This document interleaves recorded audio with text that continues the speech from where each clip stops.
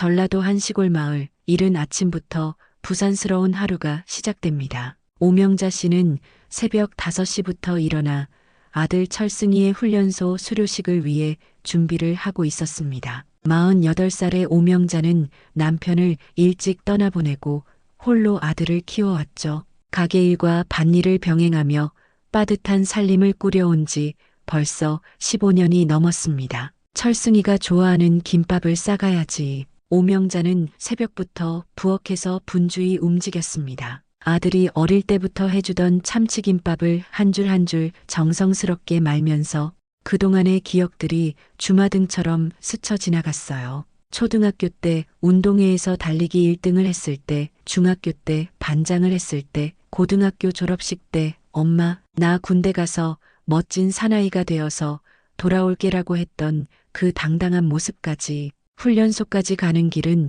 2시간이 넘게 걸렸습니다. 버스 안에서 오명자는 계속 핸드폰을 들여다보며 철승이에게 보낼 메시지를 써보고 지우고를 반복했어요. 우리 아들 수고했다. 엄마가 자랑스럽다.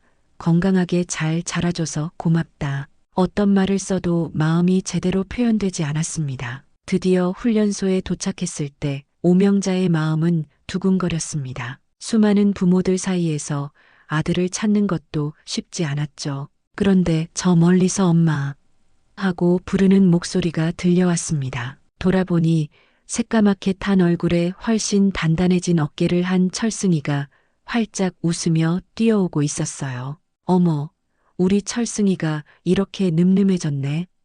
오명자는 아들의 어깨를 꾹 눌러보며 감탄했습니다. 예전보다 확실히 단단해진 근육을 만지면서 내가 이만하면 잘 키웠지라고 속으로 뿌듯해했죠. 철승이는 엄마가 싸온 김밥을 맛있게 먹으면서 훈련소에서 있었던 일들을 신나게 이야기했습니다. 엄마, 나 몸 더 만들어서 특전사 갈 거야.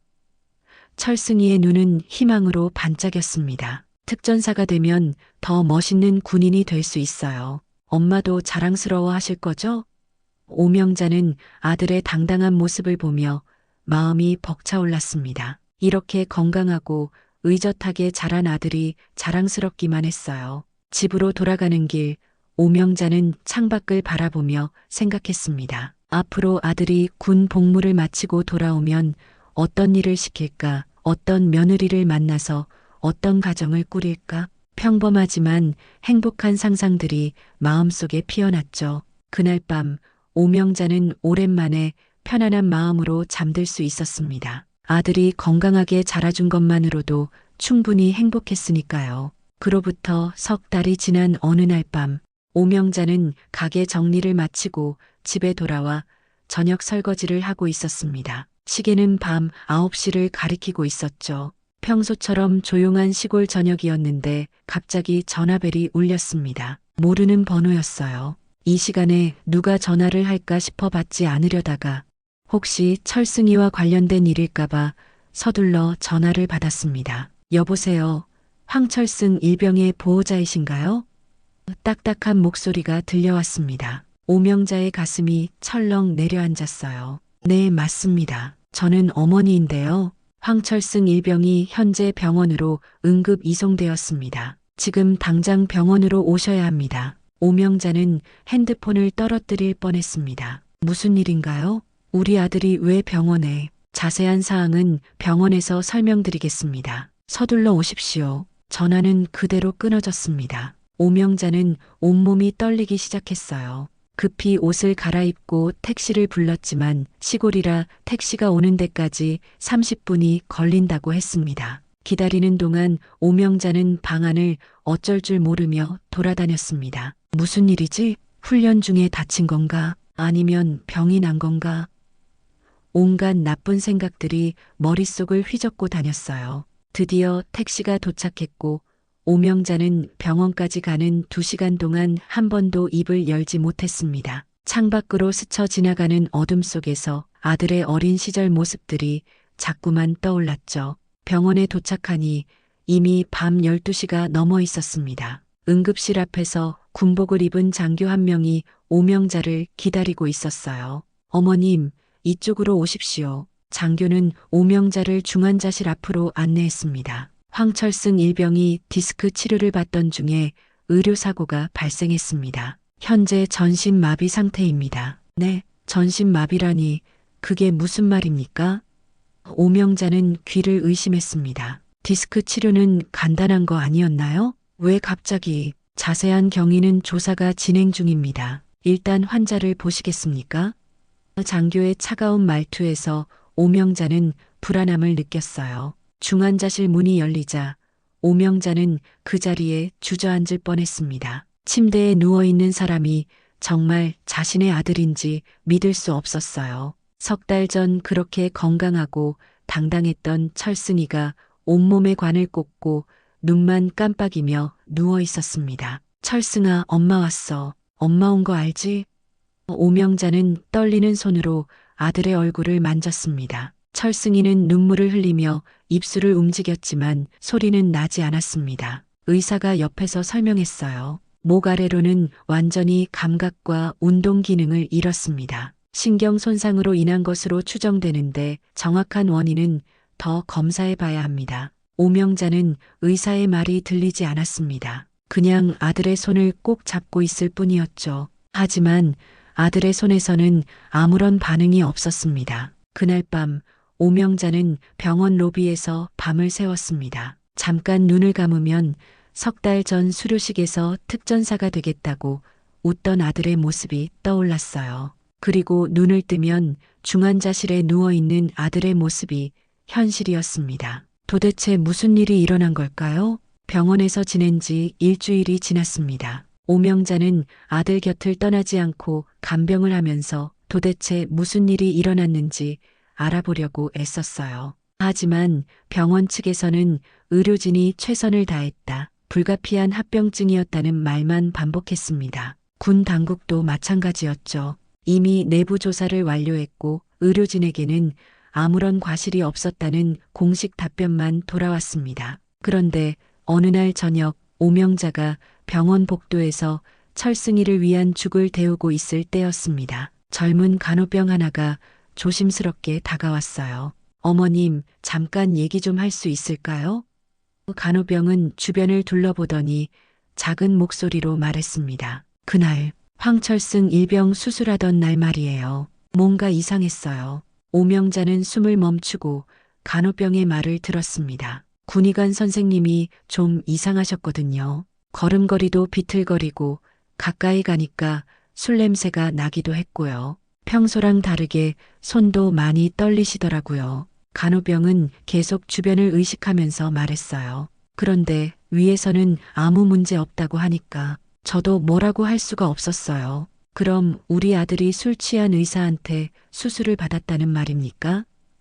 오명자의 목소리가 떨렸습니다. 간호병은 고개를 끄덕였어요. 확실하지는 않지만 그날 분위기가 정말 이상했어요. 수술 끝나고 나서도 의사 선생님이 당황하시는 것 같더라고요. 하지만 간호병은 이 얘기는 누구에게도 하지 말아주세요. 저도 문제가 될 수 있어요 라며 서둘러 사라졌습니다. 다음 날 오명자는 병원 원장실을 찾아갔습니다. 원장님, 우리 아들 수술 기록을 자세히 보여주세요. 그날 수술한 의사가 정말 정상적이었는지 확인하고 싶습니다. 하지만 원장은 환자 정보 보호를 위해 자세한 기록은 공개할 수 없다며 거절했어요. 다만 저희 의료진은 모든 절차를 정상적으로 진행했습니다. 의심하지 마십시오. 오명자는 병원을 나서면서 분노가 치밀어 올랐습니다. 내 아들이 멀쩡하게 걸어 들어간 병원에서 누워서 나왔는데 아무도 제대로 된 설명을 안 해주네. 그날 밤 오명자는 철승이 곁에 앉아서 조용히 말했어요. 아들아, 엄마가 꼭 진실을 밝혀낼 거야. 누가 우리 아들을 이렇게 만들었는지 알아내겠어. 며칠 후 오명자는 군 당국에 정식으로 재조사를 요청했습니다. 하지만 돌아온 답변은 차갑기만 했어요. 이미 조사가 완료되었으며 의료진의 과실은 없었다고 결론지었습니다. 추가 조사는 불가능합니다. 담당 장교는 오명자를 바라보며 말했습니다. 어머님, 군에서는 모든 환자를 소중히 여깁니다. 하지만 의료 행위에는 항상 위험이 따르는 법이죠. 위험이 따른다고요? 그럼 술 취한 의사가 수술하는 것도 위험 중 하나라는 말입니까? 오명자가 소리를 질렀지만 장교는 그런 사실은 확인된 바 없다며 딱 잘라 말했습니다. 어머님께서는 근거 없는 추측으로 우리 의료진을 모독하고 계십니다. 오명자는 그날 밤 병원 로비에서 혼자 울었습니다. 아들은 하루하루 더 말라가고 있었고 재활 치료도 효과가 없었어요. 더 무서운 건 시간이 지날수록 진실이 더 묻힐 것 같다는 생각이었습니다. 이렇게 포기해야 하나? 아니야. 절대 포기할 수 없어. 내 아들을 이렇게 만든 사람이 있다면 꼭 찾아내겠어. 오명자는 주먹을 꽉 쥐며 다짐했습니다. 철승희의 상태는 전혀 나아지지 않았습니다. 오명자는 더 이상 군병원을 믿을 수 없다고 판단했어요. 평생 모은 적금을 모두 해약하고 집까지 담보로 잡아서 대출을 받았습니다. 철승희를 서울의 한 대학병원으로 옮기기로 결심한 거예요. 아들아, 엄마가 더 좋은 병원으로 데려갈 거야. 거기서 정확한 검사를 받아보자. 서울로 올라가는 구급차 안에서 오명자는 철승희의 손을 꼭 잡고 있었습니다. 아들은 여전히 눈만 깜빡이며 엄마를 바라보고 있었어요. 엄마가 꼭 내 병을 고쳐줄 거야. 포기하지 마. 오명자는 자신에게 하는 말인지 아들에게 하는 말인지 모르겠지만 계속 중얼거렸습니다. 대학병원에 도착하자마자 신경외과 교수와 면담을 했습니다. 오명자는 그동안 있었던 일들을 자세히 설명했어요. 교수는 심각한 표정으로 듣더니 우선 정밀 검사를 해봅시다. 군병원에서 받은 기존 검사 결과도 다시 검토해 보겠습니다라고 말했습니다.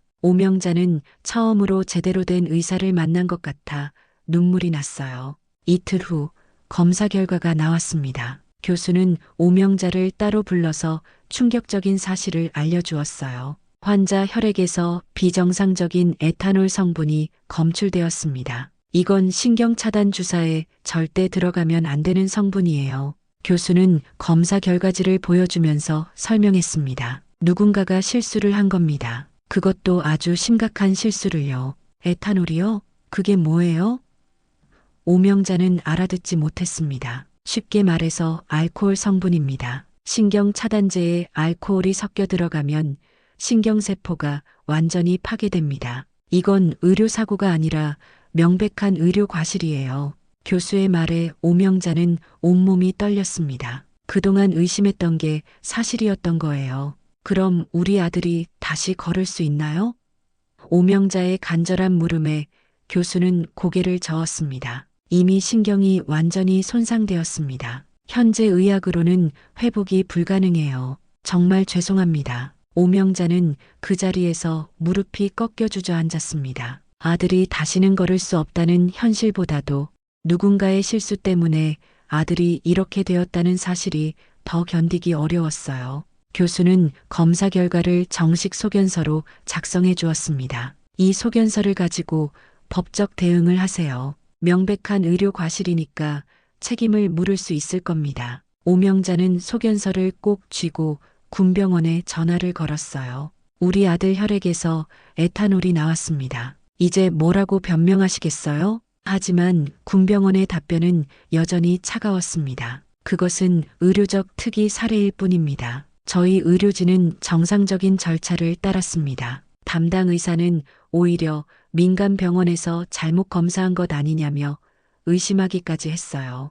오명자는 화가 치밀어 올랐습니다. 증거가 있는데도 이런 식으로 나오시는 거예요? 그날 밤 오명자는 병원 카페에서 노트북을 켰습니다. 컴퓨터는 잘 못 다뤘지만 유튜브에서 본 대로 청와대 국민청원 사이트에 접속했어요. 제목은 군병원 의료과실로 사지마비가 된 아들을 도와주십시오였습니다. 오명자는 떨리는 손으로 그동안 있었던 일들을 하나하나 적어 내려갔습니다. 제 아들은 건강하게 입대했습니다. 디스크 치료를 받으러 갔다가 사지마비가 되어 돌아왔습니다. 검사 결과 의료 과실이 확인되었는데도 군은 책임을 지지 않습니다. 제발 도와주세요. 글을 다 쓰고 나서 오명자는 아들의 병실 사진과 민간 병원 검사 결과를 첨부했습니다. 그리고 가슴 두근거리는 마음으로 게시 버튼을 눌렀어요. 청와대 국민청원을 올린 지 2달이 지났습니다. 오명자는 매일 아침 일어나자마자 청원동의 수를 확인했어요. 처음에는 10여 명에 불과했던 동의 수가 점점 늘어나서 1000명을 넘어섰습니다. 댓글도 하나둘 달리기 시작했죠. 힘내세요. 꼭 진실이 밝혀지길 바랍니다. 같은 엄마로서 마음이 아픕니다. 이런 응원 댓글들을 보면서 오명자는 혼자가 아니라는 걸 느꼈습니다. 하지만 군 당국의 태도는 여전히 변하지 않았어요. 오히려 근거 없는 주장으로 군의 명예를 실추시키고 있다며 청원 삭제를 요구하기까지 했습니다. 오명자는 포기하지 않고 페이스북과 카카오 스토리에도 아들 이야기를 올렸어요. 스마트폰 사용법을 배워가면서 하루에도 몇 번씩 아들의 현재 상황과 진실 규명을 위한 호소문을 올렸습니다. 그런 어느 날 저녁, 오명자가 철승희에게 저녁을 먹여주고 있을 때였습니다. 핸드폰에 모르는 번호로 문자가 왔어요. 안녕하세요. 황철승 일병 어머님이시죠? 제가 그날 수술에 참여했던 간호장교입니다. 할 말이 있어서 연락드립니다. 오명자는 손이 떨려서 숟가락을 떨어뜨릴 뻔했습니다. 지금 만날 수 있나요? 정말 중요한 얘기예요. 문자는 계속 이어졌습니다. 오명자는 서둘러 답장을 보냈어요. 네, 지금 당장이라도 만나고 싶습니다. 어디서 만날까요? 간호장교는 병원에서 멀지 않은 카페를 알려주었습니다. 하지만 제 신분은 절대 공개하지 말아주세요. 저도 위험할 수 있어요. 1시간 후 약속한 카페에서 오명자는 30대 초반으로 보이는 여군을 만났습니다. 간호장교는 주변을 살피더니 작은 목소리로 말했어요. 어머님, 정말 죄송합니다. 그동안 말씀드리지 못해서. 오명자는 가슴이 두근거렸습니다. 드디어 진실을 알 수 있을 것 같았거든요. 그날 주치의였던 군의관이 전날 밤에 술을 마신 거 맞아요. 간호장교의 말에 오명자는 숨이 멎는 것 같았습니다. 어떻게 아세요?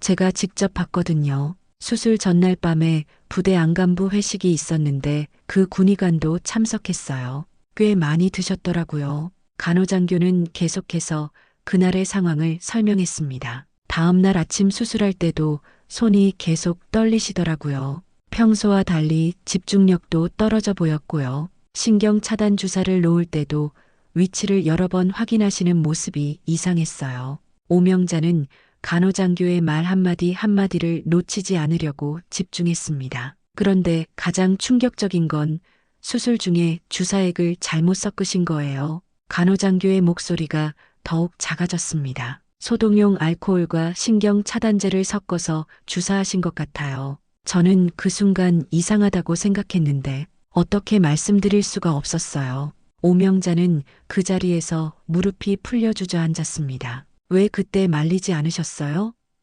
오명자의 절망적인 질문에 간호장교는 눈물을 흘렸습니다. 제가 신참이라서 선배 의사 선생님한테 뭐라고 할 수가 없었어요. 정말 죄송합니다. 그동안 너무 괴로웠어요. 간호장교는 계속 사과했지만 오명자는 그 말이 들리지 않았습니다. 증언해 주실 수 있나요? 공식적으로요?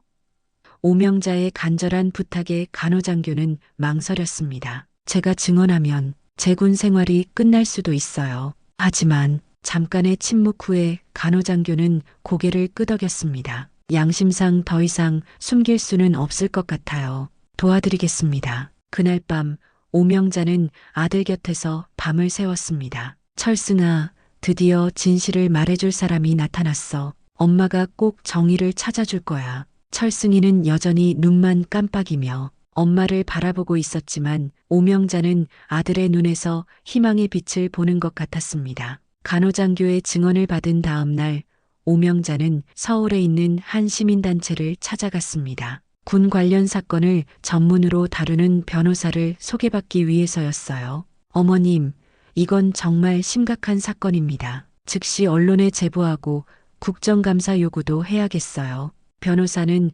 오명자가 가져온 자료들을 보더니 놀라워했습니다. 오명자는 변호사의 조언에 따라 여러 언론사에 이메일을 보냈습니다. 제목은 군병원 음주 의료진의 실수로 사지마비된 아들 진실을 묻어버리려는 군 당국이었어요. 이메일에는 아들의 병실 사진, 민간병원 검사 결과, 그리고 간호장교의 익명 증언서를 첨부했습니다. 이틀 후 한 방송사 탐사 보도팀에서 연락이 왔습니다. 어머님, 인터뷰 가능하신가요? 이 사건을 집중 취재해 보려고 합니다. 오명자는 떨리는 목소리로 대답했어요. 네, 언제든지 가능합니다. 제발 우리 아들 이야기를 세상에 알려주세요. 기자는 각종 증거 자료가 충분하니까 강력한 기사로 만들어 보겠다고 약속했습니다. 인터뷰 당일 오명자는 철승이가 입원해 있는 병실에서 기자를 만났습니다. 아들이 어떤 상태인지 직접 보여드리고 싶어요. 기자는 침대에 누워 눈만 깜빡이는 철승이를 보더니 심각한 표정을 지었어요. 정말 건강한 청년이 이렇게 된 거군요. 오명자는 눈물을 참으며 인터뷰를 시작했습니다. 저희 철승이는 특전사가 되겠다고 했어요. 그렇게 씩씩하고 건강했던 아이가. 오명자는 수료식 때 찍은 아들의 사진을 보여주었습니다. 이 아이가 단순한 디스크 치료를 받으러 갔다가 이렇게 돌아왔어요. 그런데 군에서는 의료진에게 아무 잘못이 없다고 합니다. 기자는 오명자의 모든 말을 꼼꼼히 받아 적었습니다. 간호장교의 증언은 어떻게 받게 되셨나요? 기자의 질문에 오명자는 조심스럽게 대답했어요. 그분도 양심상 더 이상 참을 수 없었다고 하더라고요. 하지만 신원은 절대 공개하면 안 된다고 했습니다. 기자는 익명 처리해서 보도하겠다고 약속했습니다. 인터뷰가 끝나고 기자는 군병원과 국방부에도 취재를 요청했습니다. 하지만 군 당국은 개인 의료 정보라서 답변할 수 없다며 인터뷰를 거절했어요. 대신 공식 보도 자료만 보내왔습니다. 해당 의료진은 정상적인 절차에 따라 치료를 진행했으며 환자의 상태는 불가피한 의료적 합병증으로 판단됩니다. 일주일 후 드디어 기사가 나왔습니다. 음주 군의관의 실수로 사지마비, 군 당국 문제없다 일관이라는 제목의 기사였어요. 기사에는 오명자의 인터뷰와 함께 민간병원 검사 결과, 간호장교의 익명 증언이 상세히 실렸습니다. 오명자는 기사를 읽으면서 눈물이 났습니다. 드디어 세상에 진실이 알려진 거예요. 기사가 나간 후 반응은 폭발적이었습니다. 포털 사이트 댓글에는 분노한 네티즌들의 글이 쏟아졌어요. 이게 말이 되나, 군대에서 이런 일이, 책임자 처벌하라 같은 댓글들이 수천 개씩 달렸습니다. 청와대 국민청원 동의 수도 하루 만에 10,000명을 넘어섰어요. 국방부는 그제서야 움직이기 시작했습니다. 오후에 긴급 브리핑을 열어서 해당 사건에 대해 재조사를 실시하겠다고 발표했어요. 만약 의료진의 과실이 확인되면 엄중히 처벌하겠다는 말도 덧붙였습니다. 오명자는 뉴스를 보면서 가슴이 벅차올랐습니다. 석 달 동안 혼자 싸워온 일이 드디어 결실을 맺기 시작한 거였어요. 그날 밤 오명자는 아들에게 말했습니다. 철승아, 이제 진짜 시작이야. 엄마가 끝까지 싸워서 너한테 잘못한 사람들을 꼭 처벌받게 할 거야. 철승이는 여전히 말은 할 수 없었지만 눈물을 흘리며 엄마를 바라보고 있었습니다. 국방부 재조사단이 구성된 지 한 달 후 본격적인 조사가 시작되었습니다. 이번에는 민간 전문가들도 참여한 합동조사단이었어요. 오명자는 매일 조사 상황을 문의했지만 조사 중이라 말씀드릴 수 없다는 답변만 돌아왔습니다. 하지만 예전과는 달리 조사단의 태도가 진지했고 실제로 관련자들을 소환해서 조사하고 있다는 소식이 들려왔어요. 그런데 조사 과정에서 더 충격적인 사실들이 드러나기 시작했습니다. 해당 군의관이 평소에도 음주 후 의료 행위를 한 적이 여러 번 있었다는 증언이 나온 거예요. 다른 간호사들도 용기를 내어 그 의사는 평소에도 술 냄새를 풍기고 근무할 때가 많았다고 증언했습니다. 또한 병원 측에서 사건 후 진료 기록을 조작하려고 시도했다는 사실도 밝혀졌어요. 조사단은 철승이 수술 당일의 CCTV 영상도 확보했습니다. 영상에는 군의관이 비틀거리며 걷는 모습과 수술 중 여러 번 실수하는 장면이 고스란히 담겨 있었어요.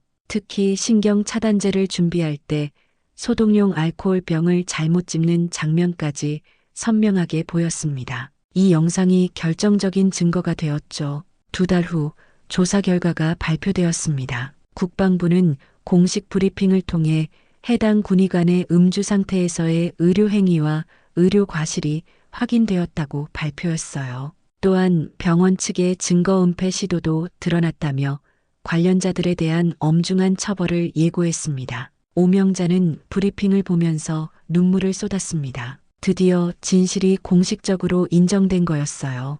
곧이어 검찰 수사가 시작되었고 해당 군의관은 업무상 과실치상 혐의로 기소되었습니다. 병원장을 비롯한 관련자들도 증거인멸교사 혐의로 함께 재판을 받게 되었어요. 첫 번째 공판에서 오명자는 법정에 직접 참석했습니다. 제 아들을 이렇게 만든 사람들을 직접 보고 싶어요. 법정에서 만난 군의관은 오명자가 상상했던 것보다 초라해 보였습니다. 검찰의 신문에 그날 전날 회식에서 소주 2병 정도 마셨다. 다음 날 아침에도 술이 덜 깬 상태였다고 인정했어요. 하지만 기억이 흐릿해서 정확히 무엇을 잘못했는지 모르겠다며 명확한 사과는 하지 않았습니다. 오명자는 법정에서 피해자 가족 진술을 했습니다. 제 아들은 20살 청년이었습니다. 특전사가 되겠다며 씩씩하게 웃던 아이였어요. 오명자의 목소리는 떨렸지만 또렷했습니다. 그런 아이가 술 취한 의사 때문에 평생 침대에 누워 지내야 합니다. 이것이 정당한 일입니까? 법정은 조용했고 방청석에서는 흐느끼는 소리가 들렸어요. 재판부는 명백한 의료 과실이며 음주 상태에서의 의료 행위는 용납될 수 없다며 군의관에게 징역 3년을 선고했습니다. 병원장과 관련자들에게도 각각 징역형과 벌금형이 선고되었어요. 판사는 한순간의 잘못된 판단이 한 청년의 인생을 송두리째 바꿔놓았다며 의료진의 윤리의식 부재가 심각하다고 지적했습니다. 판결 후 법정 밖에서 기자들이 몰려들었습니다. 어떤 기분이신가요?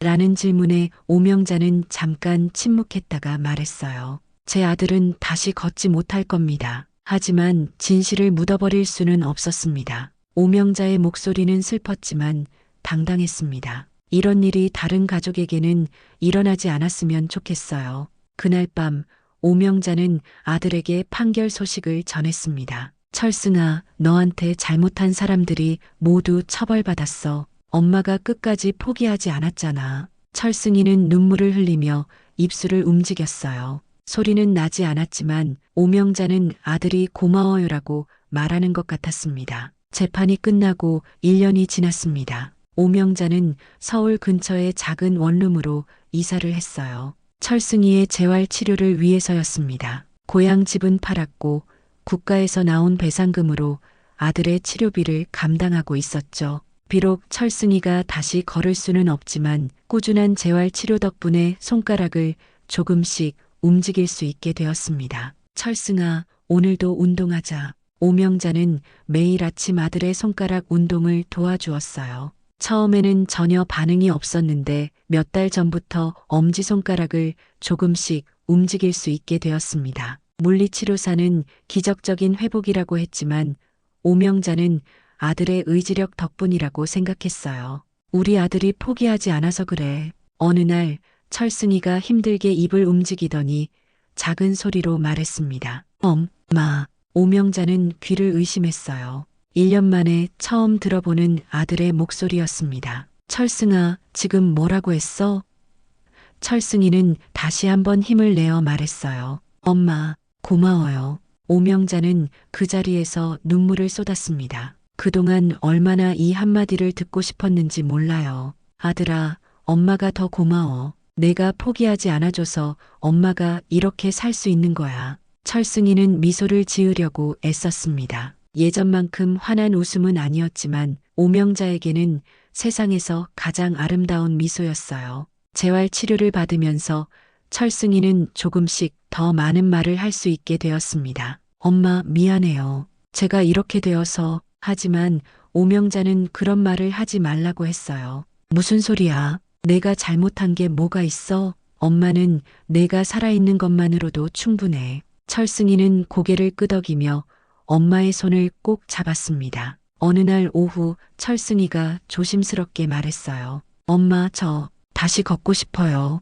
엄마랑 같이 산책하고 싶어요. 오명자는 아들의 간절한 표정을 보며 가슴이 아팠습니다. 의사는 걷는 것은 불가능하다고 했지만 아들의 희망을 꺾고 싶지 않았어요. 그래, 언젠가는 걸을 수도 있을 거야. 포기하지 말자. 하지만 현실적으로 오명자는 다른 계획을 세우고 있었습니다. 철승이가 휠체어로도 할 수 있는 일들을 찾아보기 시작한 거예요. 컴퓨터를 배워서 재택근무를 할 수도 있고 상담사 자격증을 따서 같은 처지의 사람들을 도울 수도 있었습니다. 철승아, 걷지 못해도 할 수 있는 일이 많아. 우리 함께 찾아보자. 철승이는 점점 더 적극적으로 변해갔습니다. 휠체어 농구를 배우고 싶다고 했고 컴퓨터 프로그래밍에도 관심을 보였어요. 엄마, 제가 나중에 돈 벌어서 엄마 편하게 해드릴게요. 오명자는 이런 아들이 기특하기만 했습니다. 비록 몸은 불편해졌지만 마음만큼은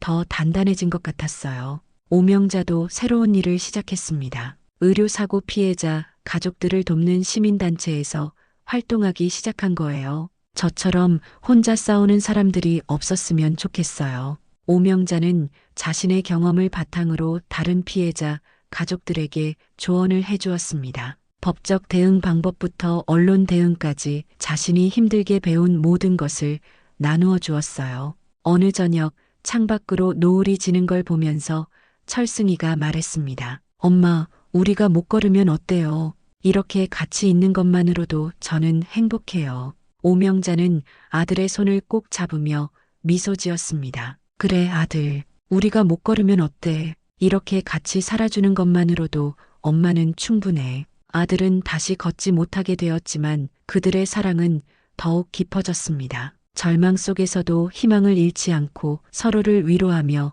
새로운 삶을 만들어가고 있어요. 여러분, 누군가의 평범한 아픔이 그저 사라지지 않도록 우리 모두가 지켜보아야 하지 않겠습니까? 작은 관심과 응원이 누군가에게는 세상을 바꾸는 힘이 될 수 있습니다. 구독, 좋아요 부탁드립니다.